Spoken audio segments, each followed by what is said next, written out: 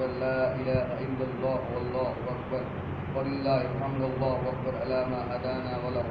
شكر على ما أولانا الحمد لله الذي هدانا لدينه الذين ارتضوا وسبيله الذين اصطفوا ونصرنا لما يوجب الزلفة لديه والوصول إليه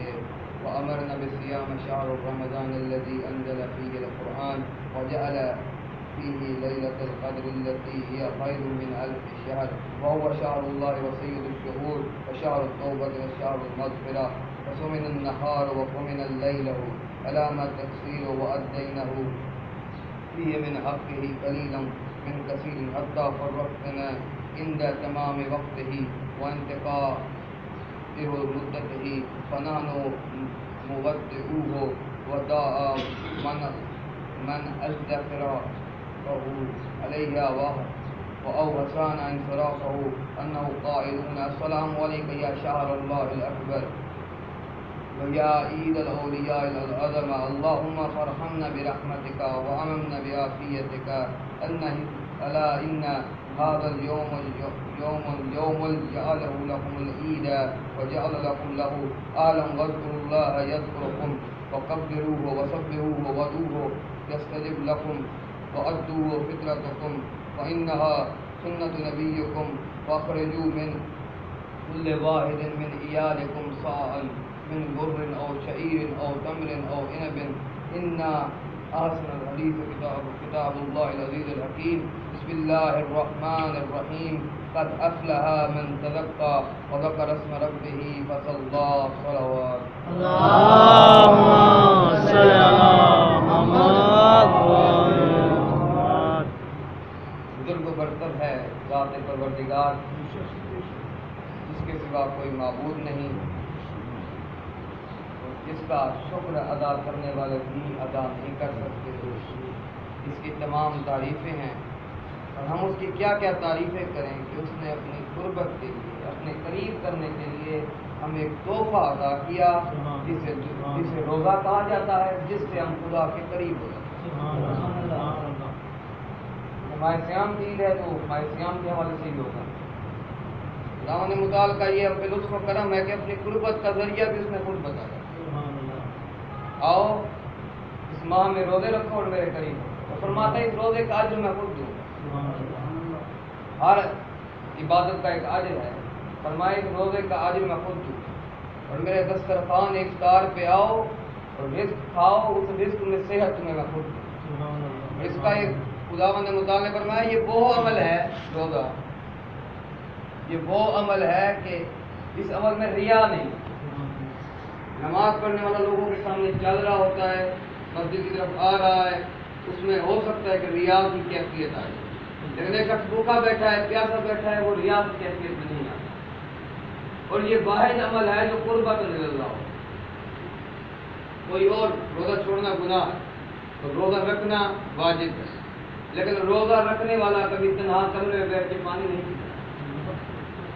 نماز پڑھنے والے کے ذہن میں فطور آ جائے نماز چھوڑنے کا یا نماز سے ترک کرنے کا یا کوئی طرح کا وہ الگ چیز ہے روزے دار کے لیے شان ہے کہ روزہ تنہا کمرے میں بھی بیٹھ کے یہ گناہ نہیں کرتا پانی نہیں پیتا کھانا نہیں کھاتا یعنی وجود پروردگار کا ایقان و یقین جس عمل کے نتیجے میں آتا ہے جس عمل کی شکل میں آتا ہے اسے روزہ کرتا ہے خدا کا لطف و کرم ہے کہ اس نے ہمیں روزے جیسی ایک نعمت عطا کی اور پھر سب سے عظیم مہینہ ہمیں عطا کی کون سا مہینہ اسی خطبے میں ہی ہے آپ کو میں بتا اور سید الشہور جو کہ مہینوں کا بھی سردار سید مہینہ وشہر التوبہ وشہر المغفرہ ایسا مہینہ جس نے ہمیں خدا نے توبہ کا بھی موقع دیا اور مغفرت کا بھی بتا 3 اشرے پہلا اشرہ رحمت دوسرا اشرہ مغفرت تیسرا اشرہ نجات و برکت پہلے اشرے میں خدا نے کہا آؤ میری رحمت کرو دوسرے اشرے میں آؤ اپنی مغفرت کی دعا کرو تیسرا اشرہ ایسا ہے کہ نجات من النار بندے کو خدا نے آگ سے نجات دی اور اسی اشرے میں خدا نے ہمیں ایک اور نعمت عطا کی جسے لیلۃ القدر کہا جاتا ہے ایسی رات، ایسی قدر والی رات جو کہ 1000 راتوں سے افضل۔ اس رات میں جس نے قیام کیا اس نے زندگی دی، اس نے زندگی کا کچھ نہ کچھ حق ادا کر دیا۔ جس نے ان دنوں میں روزے رکھے اس نے سانس لینے کا حق ادا کر دیا، اس نے چلنے کا حق ادا کر دیا۔ خدا کا لطف و کرم کہ اس نے ساری چیزیں ہمیں عطا کی، اور کیوں عطا کی؟ تاکہ میرے قریب۔ آج کل کا کوئی بڑا حاکم ہو وہ دور کرتا ہے، اپنے سے دور کرتا ہے، لیکن اس نے کوئی شرط نہیں رکھی، امیر ہے غریب ہے سب میرے قریب ہے۔ آج کسی کو پتہ چلتا ہے فلاں جی آج ایم این اے صاحب نے، فلاں آئی جی صاحب نے، اے سی صاحب نے کسی کو دعوت دی، اتنے ہم دوڑے چلے جاتے ہیں، دیر نہ ہو جائے، ناراض نہ ہو جائے۔ اور خدا نے ہمیں ایک تو عمومی دعوت ہے جو اذان کی صورت ہے، فرماتے ہیں یہ جو اذان ہے، الاذان الدعوت من اللہ من الغرباء والفقراء۔ فرمایا اور دنیا کا تھکا ہوا انسان اور دنیا کے تانوں سے مارا ہوا انسان، تجھے کوئی نہیں بلاتا، تجھے دنیا حقیر سمجھتی ہے، میں تجھے 3 مرتبہ یا 5 مرتبہ کہتا ہوں حی علی الفلاح، آ کامیابی۔ تجھے کوئی نہیں بلاتا، میری طرف سے روز ایک دعوت نامہ تیرے گھروں تک پہنچتا ہے۔ اور ہم کتنے بد نصیب ہیں کہ ہم نماز کی طرف آتے ہیں، ہم خدا کے گھر کی طرف آتے ہیں۔ چھوٹا سا ایک محلے کا کونسلر آپ کو بلا لے، ہم بھاگے چلے جاتے ہیں، جی ناراض نہ ہو۔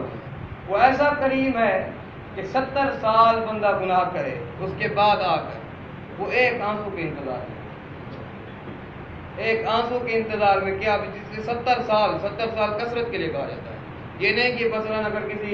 شخص کی عمر 71 سال ہو جائے وہ اس لائن سے چلا گیا، نہیں، 40 اور 70 عربی میں کثرت کے لیے استعمال ہوتا ہے،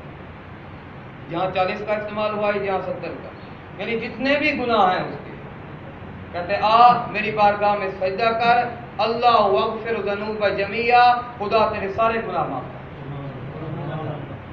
ہم سے کسی ایک رنجش ہو تو خاندانی لڑائیاں آ جاتی ہیں، لیکن اس کریم کا ماں بھی کہیں نہ کہیں مقام پہ رنجش میں آ جاتی ہے، ناراض ہو جاتی ہے۔ اس نے کہا کہ میں 70 ماؤں سے ادب کر رہا ہوں، ایک ماں کا بھی کہہ سکتا ہے، یہاں بھی 70 کثرت کے لیے ہے، یعنی جتنی بھی ماؤں کی محبتیں ہوں ان کو سمیٹ کے لے آؤ، اس سے بھی کئی گنا زیادہ محبت کرنے والا ہمارا خدا، جو کہ جب ہمیں کوئی نہیں پوچھتا اس وقت اپنے گھر سے اپنے کو نمائندہ، خدا کا ایک نمائندہ ہوتا ہے مؤذن، مؤذن کا ایک مقام ہے۔ سرکار دو عالم محمد مصطفیٰ صلی اللہ علیہ وسلم، اگر میں اذان کی فضیلت بتا دوں، اگر میں اذان کی فضیلت اپنے صحاب میں بتا دوں تو اذان کے وقت تلواریں کھڑی ہوتی، کوئی کہ میں اذان دوں گا، کوئی کہ میں اذان دوں گا۔ یہ خدا کا ایک نمائندہ ہوتا ہے جو خدا کی طرف سے کہہ رہا ہوتا ہے حی علی الصلاۃ، آؤ نماز کی طرف۔ صلاح کا ایک اور معنی ہے رحمت، آؤ رحمت کی طرف۔ صلاۃ کا ایک اور معنی ہے دعا، آؤ دعا کی طرف۔ ایک ہی طرف اس کا ایک ہی ترجمہ اگر کر دیا جائے یعنی آؤ نماز پڑھو،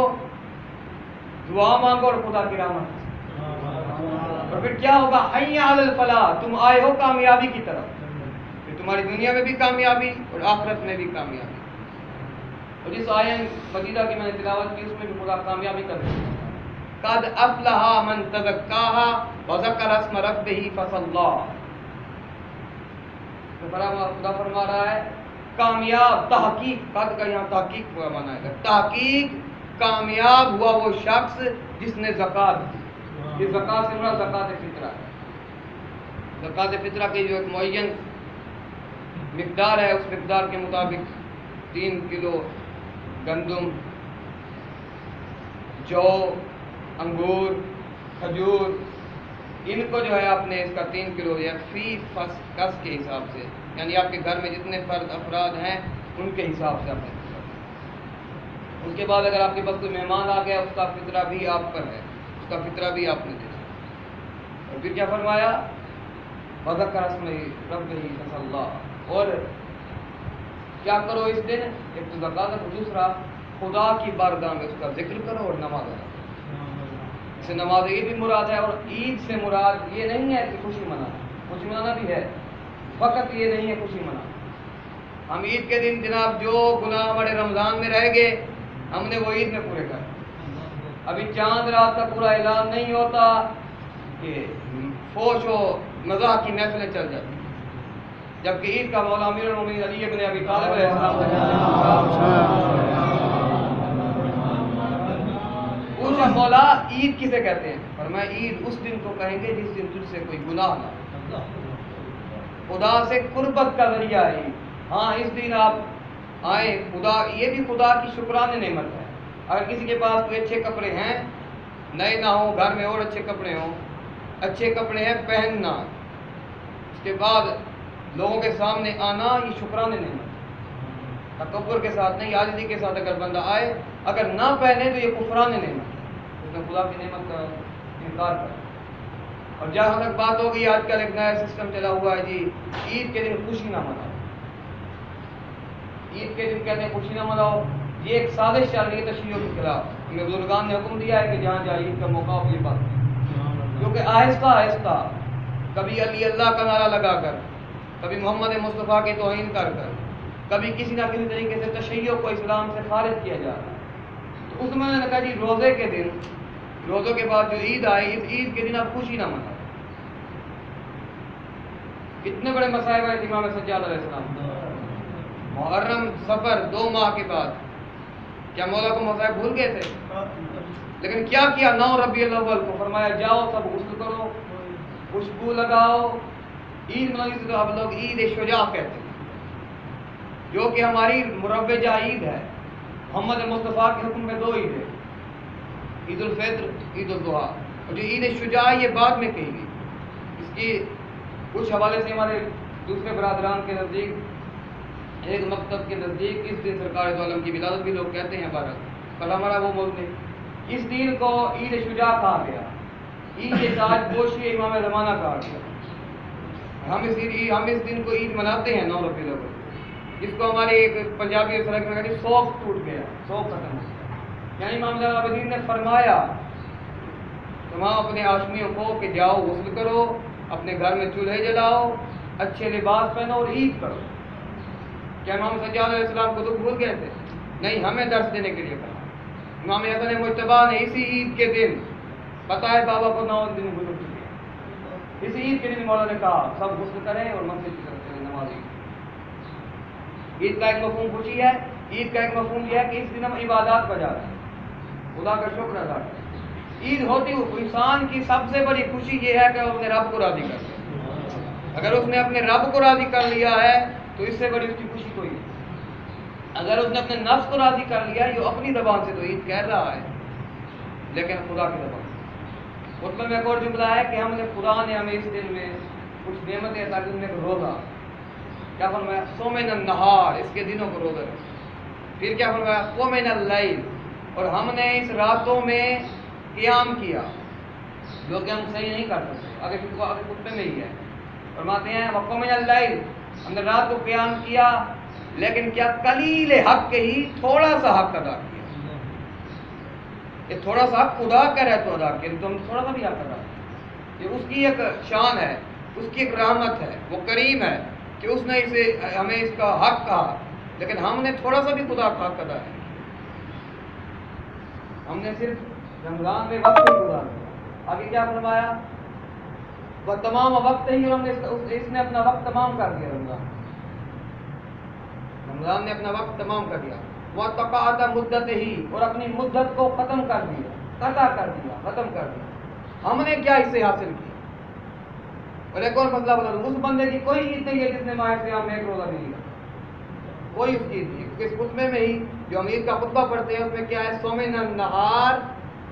وقومن اللیل، پھر آگے کیا فرمایا وہذا الیوم جعلہ العیدا، فرمایا جس نے روزہ رکھا، راتوں کو عبادت کی، پھر اس کو یہ حق ہے، حالانکہ اس نے حق ادا نہیں کیا، یہ بھی کہا کہ تھوڑا سا حق ادا کیا، اس نے اپنی وقت مکمل کی، جس نے وقت مکمل کے نزدیک یعنی 29 یا 30 شعبان سے لے کر 29 یا 30 رمضان تک، جس بندے نے اس 30 دن میں روزے رکھے، نمازیں پڑھی، اس کو خدا نے عید کا تحفہ ادا کیا، اور اس کو حق ہے وہ اس دن عید منائے۔ ایک جوان سارا رمضان میں کھانا کھائے اور عید کے دن باپ سے تقاضا کرے جی میں 4 کپڑے لوں گا، اس کو کوئی حق نہیں، تقاضا کریں، کیونکہ یہ عید ہے ہی انہیں کی جن کے روزہ رکھا ہے، اور اس عید کے دن روزہ رکھنا حرام ہے۔ اس کا راز کیا آپ کچھ جانتے بھی ہو، کچھ بتا دیں۔ اس کا راز یہ ہے کہ اس دن شیطان روزہ رکھتا ہے۔ اللہ کے باقی تمام عبادات کا ذکر کیا گیا، زکوٰۃ کا ذکر کیا گیا، صدقہ کا ذکر کیا گیا، نماز کا ذکر، روزے کا نہیں کیا گیا۔ روزے کے بارے میں نفی کی گئی۔ شیطان آج روزہ رکھتا ہے، اور کس چیز کا روزہ؟ شکرانے کا روزہ رکھتا ہے کہ آج میں آزاد ہو گیا ہوں، دوبارہ میں انسانیت کو گمراہ کروں، اولاد آدم کو گمراہ کروں۔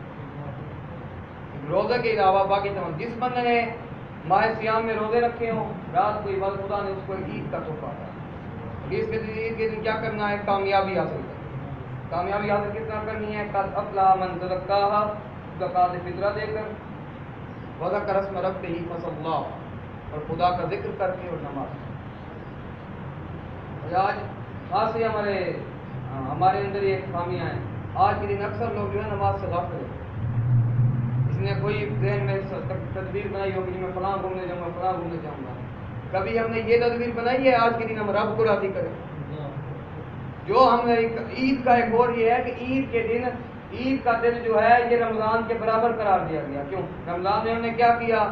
رمضان میں ہم نے عبادات انجام دی، اس میں ایک ہی دن میں 2 نیکیاں کر رہے ہیں، نماز بھی پڑھ رہے ہیں، زکوٰۃ بھی دے رہے ہیں، اور اس عید کا رمضان کے برابر جتنا ثواب ہے اس کے لیے جس نے حق ادا کیا۔ مثلاً ہماری کوئی عبادات، کوئی لغزشیں، کوئی توبہ وغیرہ اگر ہماری رہ گئی ہے، ہمیں وقت نہیں مل سکا، ہم دنیا میں غافل رہے، یا ہم نے نہیں توجہ کر سکے اس طرف، تو آج کا دن وہ موقع ہے اس رمضان کو ضائع نہ ہونے۔